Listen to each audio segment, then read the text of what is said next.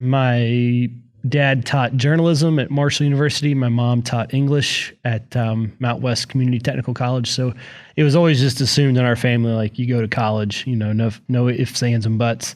But after that, I mean, I wanted to go to college. I wanted to go out of state initially, and then I just wanted to have I wanted to travel a lot.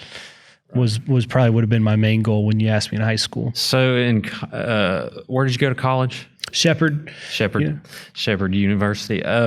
So in college, is that when you kind of thought, maybe I want to figure this social enterprise thing out, which we're going to get into social enterprises and what they are. But when was the first thought of Coalfield Development?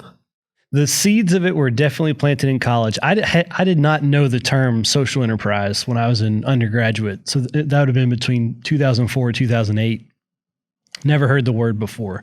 But I was really involved with a Presbyterian church, and it was just a very active, compassionate congregation, and really had a deep commitment to social justice. So we would I helped run the youth group, so we would travel went to Native American reservations and inner city settings and met migrant workers on apple orchards, and just coming to understand the injustices that we have in our country. And then I was a history major, and so I was learning about the history of West Virginia and kind of understanding some of the politics and economics of why things are the way they are. Right. And I had a class on urban politics. And in that class, I learned what a community development corporation was, a CDC. And what I really liked about that model, even though it's mainly an urban model, but it serves the whole person. So rather than just saying, we're a health organization, we do health, or we're an education organization and we do education, a CDC is all those things wrapped into one place so that you can meet a person where they are and deal with whatever the most pressing issues are. And I kind of started thinking by the time I was wrapping up college that a CDC model is something that might make sense back home in southern West Virginia. So in the early days, you got your contractor license. Okay, is it as easy as, well, I'm a licensed contractor now, I know how to do all this stuff? Or is there a certain story that comes to mind of one of y'all's early projects where things didn't go quite as planned? Like like it was a struggle to survive, because it's hard enough to be a new business in West Virginia. And then here we are intentionally hiring people who are not yet experienced in the field. And so we had this deconstruction idea. So all these empty buildings, so we're going to tear them down, we're going to resell, reuse, recycle the material. Right. So instead of just put it on a landfill, it generates a little bit of revenue, it's more sustainable. So our first big deconstruction project was this old turn of the century Victorian home, beautiful, virgin hardwoods in it. The wood was the main asset that we were going to resell. We had a contractor out of Brooklyn who was going to use the wood in high-end bar and restaurant renovations. And we still do business with him today, actually. And the older, the more beat up, the more distressed the wood, the better the price for him. I mean, that's the whole look he's going for. So we're getting towards the end of the project, and it's kind of stretching on, and we're getting tired.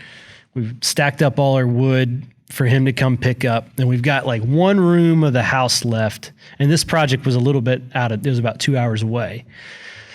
And it was a Friday, and it was time to wrap it up. Right. So we had the brilliant idea for the last room of the house that we just burn it down. We already gotten all the wood we needed. Right. So it amazed us how fast. So this is like four walls and no roof.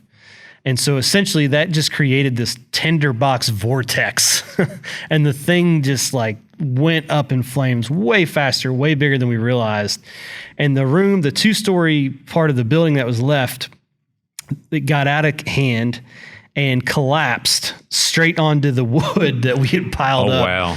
Like the whole point of the project was to save this wood. Right. And we were like losing all of it. It was just like a complete disaster. Oh. And a crew chief had already, a crew member had already like cut his arm and gone to the ER, and it just turned into like one thing after the other. Did you have 911 on standby? Like, I don't know, man. I think we kind of need to call this might be getting bad. Yeah.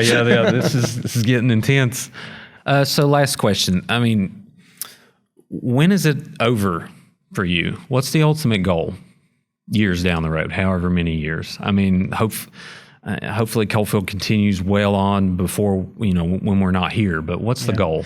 I mean, I would love for Coalfield to not be needed. Ideally, we have a diversified economy where lots of different entrepreneurs from lots of different backgrounds with many varied interests can thrive and flourish. And I think that's possible. I don't know if that's possible in my lifetime, but I think it is possible. I think that a lot of what we're doing here could be applicable in other extraction-based communities all over the world. And that's what I would like to see live on past me, is that not necessarily Coalfield Development expands to be this global entity, but that the things that we're doing that are unique and that are really working can be applied in other extraction-based communities, like a gold mine in Africa, or a uranium mine on a Navajo reservation. Because the socioeconomic similarities from one extraction community to another are striking. The effect that it has culturally, environmentally, socially, economically, politically, to be totally dependent on one extractive industry, it's strikingly similar. And I would actually love to see connections get made of the different cultures in the different extraction-based communities. I think that could be very uplifting and empowering and world-changing.